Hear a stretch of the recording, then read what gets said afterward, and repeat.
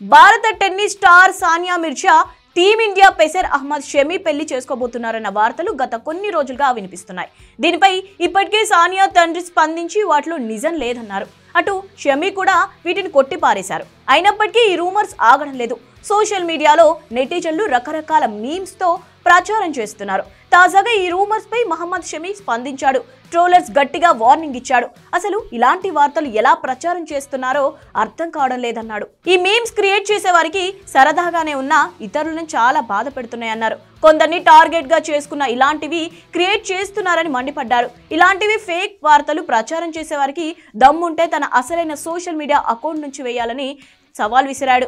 వారికి సరైన సమాధానం తాను చెప్తానన్నారు. ఒక వార్తను రాసేటప్పుడు కూడా వీటిని ఫ్యాక్ట్ చెక్ చేసుకోవాలని షమి సూచించాడు. మంచి వార్తలు వదిలేసి ఇలాంటి చెత్త రాతలకు ప్రాధాన్యత ఇవ్వొద్దని షమి చెప్పాడు.